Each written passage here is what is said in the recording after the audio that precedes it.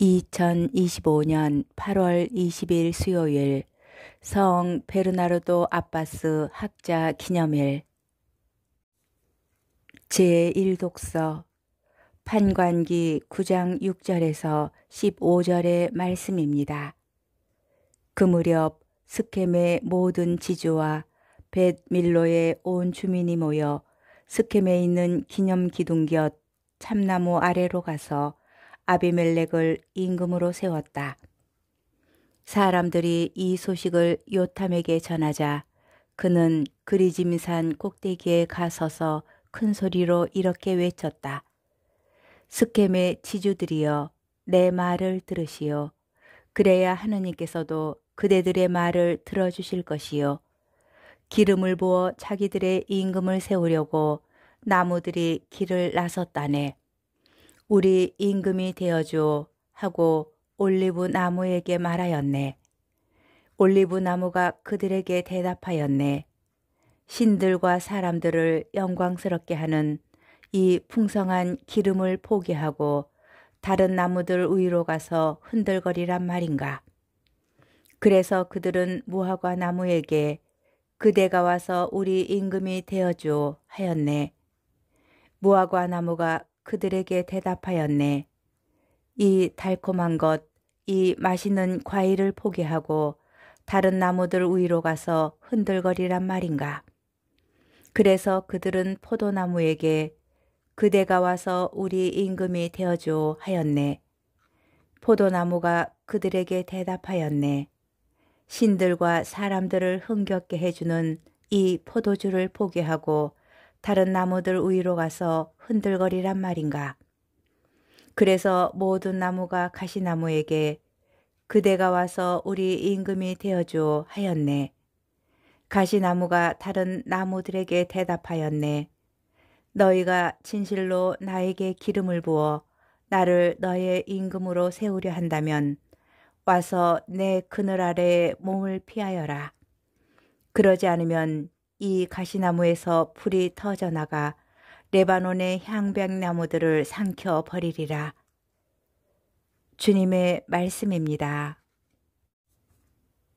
복음 마테오복음 20장 1절에서 16절의 말씀입니다. 그때에 예수님께서 제자들에게 이런 비유를 들어 말씀하셨다. 하늘나라는 자기 포도밭에서 일할 일꾼들을 사려고 이른 아침에 집을 나선 밭임자와 같다. 그는 일꾼들과 하루 한 데나리온으로 합의하고 그들을 자기 포도밭으로 보냈다. 그가 또 9시쯤에 나가보니 다른 이들이 하는 일 없이 장터에 서 있었다.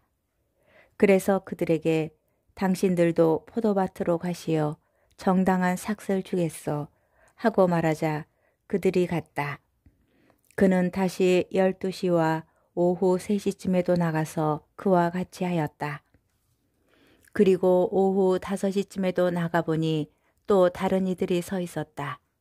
그래서 그들에게 당신들은 왜 온종일 하는 일 없이 여기 서 있어 하고 물으니 그들이 아무도 우리를 사지 않았기 때문입니다 하고 대답하였다. 그러자 그는 당신들도 포도밭으로 가시오 하고 말하였다. 저녁 때가 되자 포도밭 주인은 자기 관리인에게 말하였다. 일꾼들을 불러 맨 나중에 온 이들부터 시작하여 맨 먼저 온 이들에게까지 품삯을 내주시오. 그리하여 오후 5시쯤부터 일한 이들이 와서 한 데나리온씩 받았다. 그래서 맨 먼저 온 이들은 차례가 되자 자기들은 더 받으려니 생각하였는데 그들도 한 데나리온씩만 받았다.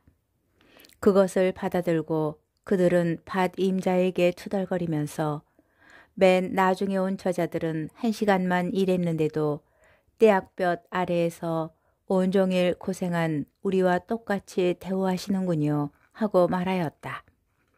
그러자 그들 가운데 한 사람에게 말하였다. 친구여, 내가 당신에게 불의를 저지르는 것이 아니요. 당신은 나와 한 데나리온으로 합의하지 않았어.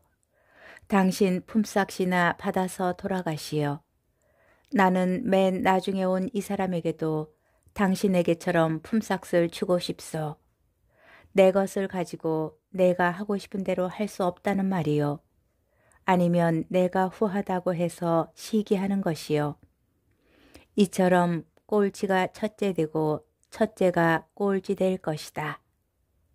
주님의 말씀입니다. 오늘의 묵상. 오늘 복음은 하늘나라에 관한 비유입니다. 포도밭 일꾼을 사려고 집을 나선 밭주인의 이야기에 빗대고 있습니다. 그리고 이처럼 꼴찌가 첫째 되고 첫째가 꼴찌 될 것이다 라는 복음 마지막 절은 덧붙여진 것으로 보입니다. 비슷한 말씀이 19장 30절에서도 발견되기 때문입니다. 비유에서는 포도밭 주인이 맨 나중에 온 일꾼들부터 맨 먼저 온 일꾼들까지 차례로 품삯을 주는데 중요한 것은 모든 일꾼이 같은 액수를 받는다는 점입니다.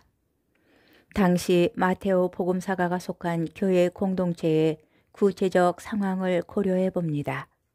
나중에 신앙을 받아들인 이방계 그리스도인들과 그들보다 먼저 부르심을 받은 유다계 그리스도인들 사이에 긴장 관계가 이 비유에 어느 정도 반영되었을 것입니다. 그런데 그들은 모두 포도밭 주인이신 하느님께 같은 금액의 품삯, 곧 하늘나라를 보상으로 받게 될 것입니다. 한편 친구여 내가 당신에게 불의를 저지르는 것이 아니요 당신은 나와 한 데나리온으로 합의하지 않았어. 에서 친구여로 옮긴 그리스 말은 가까운 벗이나 상대방을 점잖게 부를 때 쓰입니다. 마테오 복음서에는 이 호칭이 3번 나오는데 모두 처신을 잘못한 사람, 곧 혼인잔치에 초대되었지만 예복을 갖추지 않은 사람과 스승을 배신할 유다를 부르시는 대목에 쓰였습니다. 오늘 복음에서도 이 친구여라는 부름은 묵상거리를 줍니다. 우리는 자신만의 정의를 내세워 다른 이에게 시기와 질투를 드러내지는 않나요? 하늘나라의 혼인잔치에 초대된 우리는 그에 걸맞은 준비를 하고 있나요? 혹시 유다처럼 나의 명예나 이익만을 찾으며 하느님의 뜻을 외면하지는 않나요?